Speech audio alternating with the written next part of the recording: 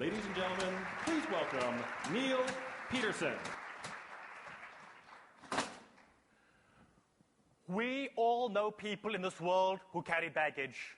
Those folks who say, poor me, it's not my fault, I can't do this or I can't do that. In NAHU, this morning I'm showing you an option. Instead of baggage, how about a treasure chest? Yes, a treasure chest. The only difference between baggage and a treasure chest is in the content. And we get to decide that content. For me, it is driven by a philosophy. In my life, there are no barriers, there are only solutions. And hence, I feel I was born with 3 advantages. Now, bear with me for a moment as I talk about these advantages. Advantage number 1, I was born black in apartheid South Africa, a country which said, based on the color of my skin, where I could live, what hospital I could use, what school I could attend, right down to what job I could hold and how much I could earn. A harsh era, apartheid, was in my country's history.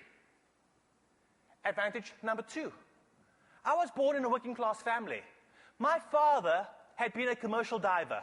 My father was a man of the sea. But unfortunately, my father became an alcoholic. And through this disease of alcoholism, he could not hold down a job. And he drifted from company to company and eventually became a security guard, a factory laborer. When my father retired, his pension was less than $100 per month. My mother was a school teacher. And you know the contributions school teachers make to society are immense. But the income, that is so minuscule in comparison to those contributions. In our household, yes, we had a roof over our head. Yes, we had some basic transportation, 1 meal a day at least. But we could not take that future for granted because we did not know where we would stand economically. Advantage number 3. You see, I can walk today, but I could not always walk because when the big guy upstairs was handing out hip sockets, I was not paying attention. And so in my left hip, I did not have the cup of the ball and socket joint. As a result, the first 5 years of my life was spent in and out of hospital. The last surgery left me in a plaster cast from my ankle to my chest. In this body cast, if I wanted to see a different view, a nurse or a doctor physically had to pick me up and shift me. And I have no idea how my parents paid for those surgeries. But you hear me speak about my 3 advantages. You hear me speak about prejudice, economic hardship, and physical disability. And you are saying to yourself right now, is this guy crazy? Those are not advantages, those are huge disadvantages. Well, in NAHU, each and every one of us in this room has been dealt a hand of cards. We can't change that fact. But how we choose to play that hand of cards is up to us. We could go through life and say, oh, poor me, the world's against us. Poor me, the government is against us. Poor me for whatever reason, and choose to carry baggage. Or instead, we can hold our heads up high and truly believe in life there are no barriers. We will find solutions. We will choose to carry no chips on our shoulders. This is how we begin to turn our disadvantages into advantages. But more important, when we look at our past and we say, yes, we have dealt with some very hard things. And because we have dealt with those hard things, whatever the future will throw at us, we can deal with that too, because we are survivors, we are winners. This is how we find the treasures of our life. I challenge you to go forward and hunt for your experiences as treasures, not as problems or things of the past that hold you back, but as reasons to excel as we go and look towards that future, as you, as brokers, make a difference. And so, I lay in this hospital bed, and one morning a doctor makes his rounds, and he shows up at my bed, and he says to me, son, what are you interested in? And I said, boats. I grew up in the coastal city, Cape Town, South Africa. Indian Ocean on one side, Atlantic on the other. I grew up with the stories of my father and his time at sea. It was natural to be drawn to boats. My community were fishermen. A few days later, that doctor showed up with an entire stack of sailing magazines. I was too young to read the words, but a picture will paint 1,000 words. I saw photographs of beautiful yachts gliding through the ocean waters. And I thought, maybe one day I could be on that boat. I saw tropical blue waters, waters which could be the Caribbean. And I thought perhaps one day I may explore those beautiful tropical waters of maybe the Caribbean. Ladies and gentlemen, when we have hope, we have the most powerful tool within ourselves to overcome anything. And you know, when your clients lose hope, you see people decline. We are in the business of hope, of helping people to go forward and to excel. Not just to survive, but to prosper. And so as I looked at these pictures, my dreams became concreted. But it was not until about age 11 that I read a book that was to change my life forever. Joshua Slocum, Sailing Alone Around the World. When I finished reading this book about a man who had circumnavigated at the last century, the 1800s, he spoke about a place called Cape Horn, the southernmost cape of the universe. I wanted to see Cape Horn. He spoke about his adventures on a yacht. I wanted to be a sailor. And I remember going to my dad and saying, hey, Daddy, please, can you have a boat, please? But on the income my father was earning, was that possible? No. But my mother said, son, stay reading, stay dreaming. The application of knowledge is the power. So I said, Dad, as you can't buy me a boat, will you take me to the local yacht club? Now let me tell you about the local yacht club.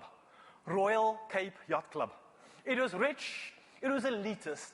The only time someone from my community showed up in this yacht club was to wash dishes in the kitchen or to fix broken gear on their boats.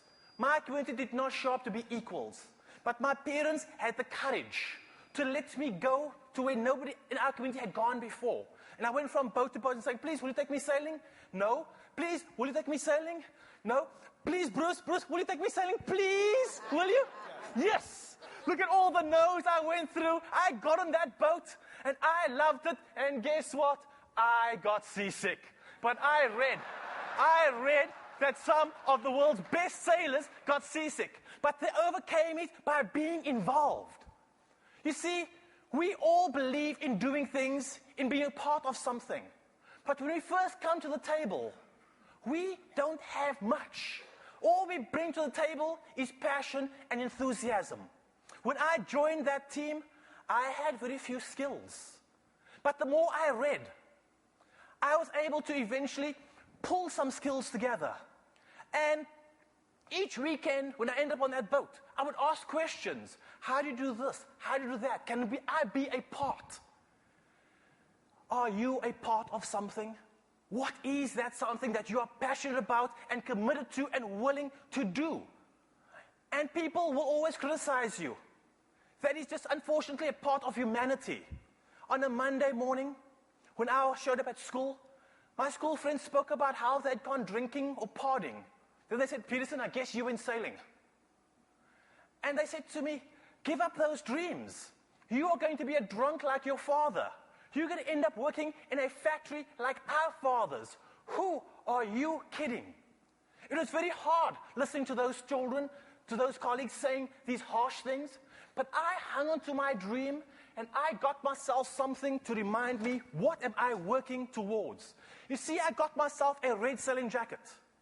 And I said, one day, I will wear this jacket when I own a yacht. And I hung that jacket where I could see it.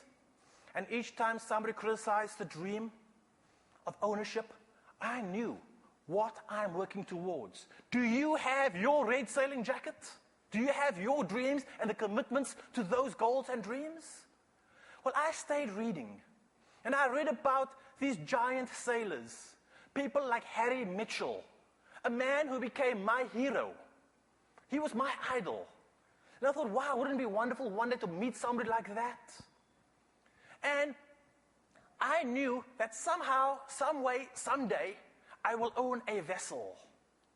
And in all this reading that I was doing, in all this gaining of knowledge, I came to hear about a solo around-the-world yacht race.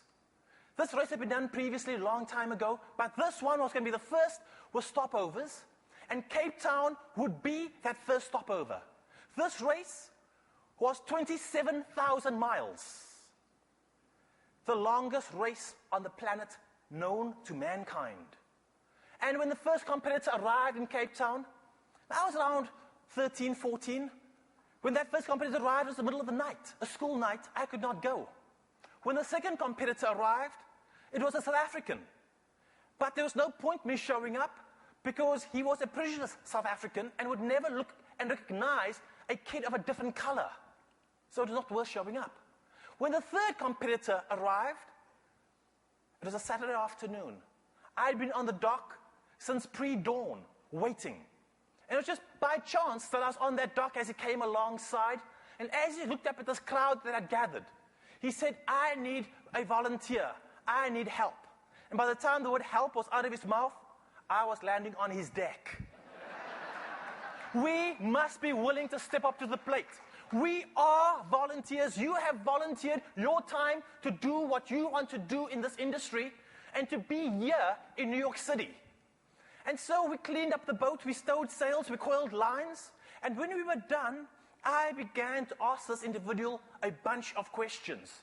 Where did you find the money for the boat? Why the route that you took? Why did you do that? What will happen on the next route? Will you be first? And this individual answered every single one of my questions, and that was significant. His name, Richard Broadhead.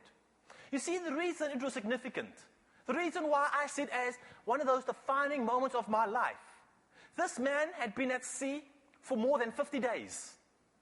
This man had not yet stepped ashore and hugged his loved ones. He made sacrifices. He had not even spoken to the world media, but he found the time at that very moment to make me the most important person in front of him and answered every single question. And when I ran out of questions, he said, "Son, if you have any more, you know where I'll be for the next few weeks. Come back, I'll be glad to answer them." And then he went ashore for that first time. That defining moment taught me that I could be anybody I chose to be. I could one day wear the red jacket. I could one day be a sailor, a solo sailor, part of a big event. But I recognized there were some small steps that had to be taken. I needed to do a trans-ocean race. I needed to go and meet my hero, Harry Mitchell, and compete against him. But here I am, a kid in South Africa with no money, with no prospects. How do we go from nothing to something of significance? Well, it comes down to we take baby steps.